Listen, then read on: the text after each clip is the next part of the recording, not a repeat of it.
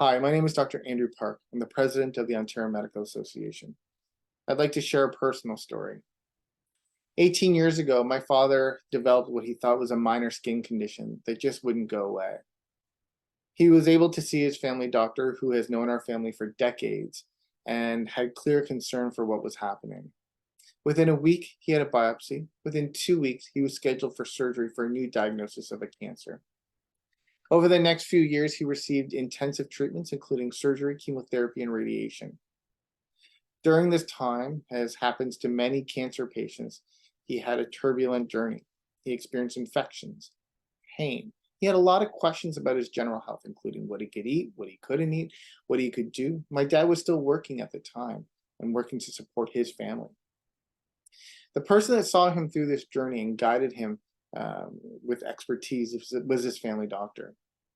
So much so that when he developed an unusual rash 10 years later, he returned to his family doctor.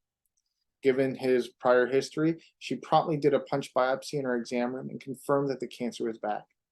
Because it was caught so early, my dad was able to be treated successfully for a second time for a cancer that has a mortality rate of 50% at 2 years.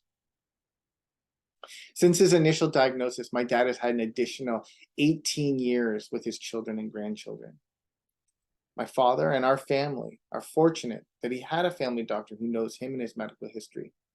Family doctors form the foundation of our healthcare system.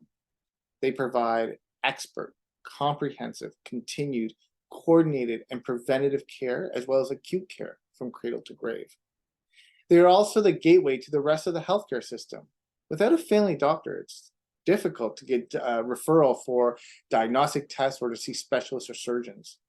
Yet 2.3 million Ontarians do not have a family doctor, and that number is expected to double in only 2 years. That's 1 in 3 Ontarians who won't have access to health care when and where they need it. We share the government's concern about the number of Ontarians without a family doctor. But healthcare is not a retail transaction that can be segmented into a single event or treatment.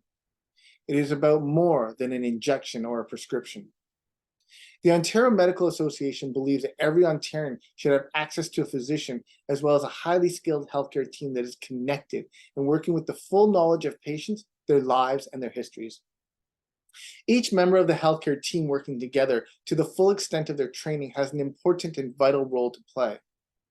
We're calling on the provincial government to invest in a model of team-based primary care throughout the province.